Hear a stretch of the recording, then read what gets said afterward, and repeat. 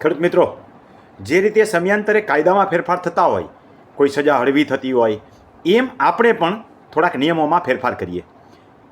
આપણી યુટ્યુબમાં જે લોકો સાંભળે છે બધાને ખબર જ છે કે આપણી સિસ્ટમ માર્ગદર્શન લેવાની શું છે. તો સૌ પ્રથમ તો યુટ્યુબમાંથી મારા નંબર મેળવે છે. નંબર મેળવી અને વોટ્સએપમાં મને મેસેજ કરવાનો છે. વોટ્સએપના મેસેજનો જવાબ ના આવે તો ફરીવાર મેસેજ કરવાનો છે. કોઈને હું જવાબ આપ્યા વગરના છોડતો નથી. ક્યારેક બાય મિસ્ટેક રહી જાય તો ફરીવાર મેસેજ કરે એટલે ઉપર આવી જશે એટલે હું એને જવાબ આપી દઈશ. પણ કેટલીક વ્યક્તિઓ એવા છે કે ડાયરેક્ટ ફોન જ કરે છે. યાદ રાખજો, વોટ્સએપમાં મેસેજ કરીને પણ ફોન કરવાનો થતો નથી. જે લોકો સીધા ફોન કરે છે એ લોકો કાં તો યુટ્યુબને સમજતા નથી, અથવા તો એને ઇમરજન્સી છે એવું આપણે માની લઈએ, અથવા તો એને કંઈ સમજાતું નથી એવું પણ આપણે માની લઈએ. તો આવી વ્યક્તિને અત્યાર સુધી હું બ્લોક કરતો હતો.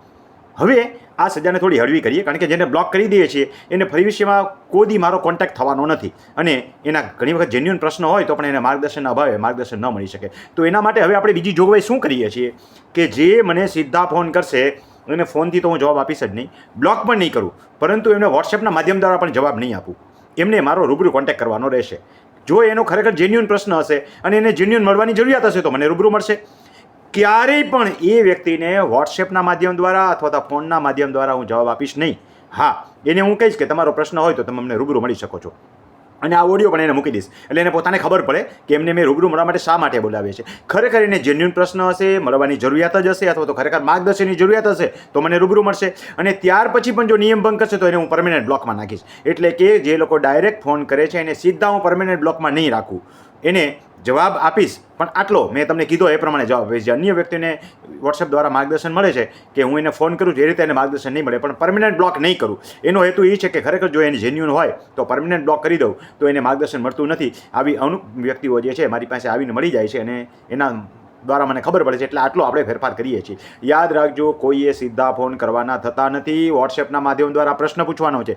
વોટ્સએપથી પ્રશ્ન પૂછશો, વોટ્સએપથી હું તમને જવાબ આપીશ, જરૂર પડશે તો ફોન કરીશ. આમ તો હવે કોઈને મને પ્રશ્ન પૂછવાના થતા પણ નથી, કારણ કે 1700થી વધારે ઓડિયો છે. આથી વધારે પ્રશ્નો કેટલા હોય એટલે તો હવે આપણે નવા ટ્રેક ઉપર જઈએ છીએ. એક ચેનલની અંદર આપણે હવે ધીમે ધીમે BNS તરફ એટલે ફોજદારી કાયદાના માર્ગદર્શન તરફ જઈએ છીએ, જેથી કરીને ખેડૂતને વધારાનું જ્ઞાન મળે. એટલે હું ફ્રી હઈશ તો તમને વધારાનું જ્ઞાન આપી શકીશ. હવે એકને એક રિપીટ અને ચવાઈ ગયેલા પ્રશ્નો પૂછશો તો હું નવરો જ નહીં થાવ. એટલે તો આપણે કહીએ છીએ કે પહેલાં યુટ્યુબ જોઈ લેવાનું છે. યુટ્યુબ જોયા પછી એમાં તમારા પ્રશ્નોનો જવાબ ન હોય તો જ તમારે મને મેસેજ કરવાનો થાય છે. ફોન કરવાનો તો થતો જ નથી. ફોન કરશે ને અત્યાર સુધી આપણે બ્લોક કરતા હતા. બ્લોક કરવાને બદલે આપણે એની બીજી કેટેગરી બનાવીએ છીએ કે એને હું કહી દઈશ કે ભાઈ તમારો જેન્યુઅન પ્રશ્ન હોય તો તમે મને રૂબરૂ મળી જાઓ, અને એ રીતે આપણે એને માર્ગદર્શન આપવા પ્રયત્નરૂપ થશું. આશા છે કે આપ મારો કહેવાનો ભાવાર્થ શું છે એ સારી રીતે સમજી ગયા છો.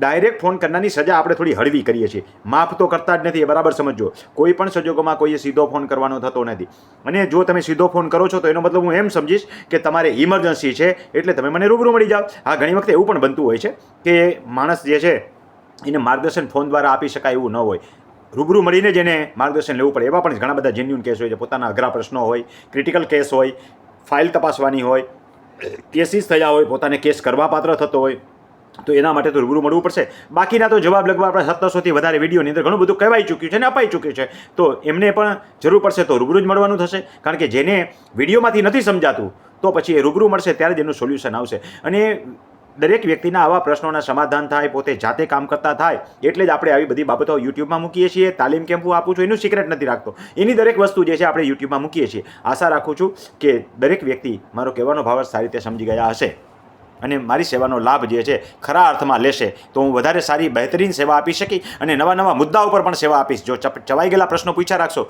તો નવા મુદ્દાનો મારી પાસે સમય નહીં રહે.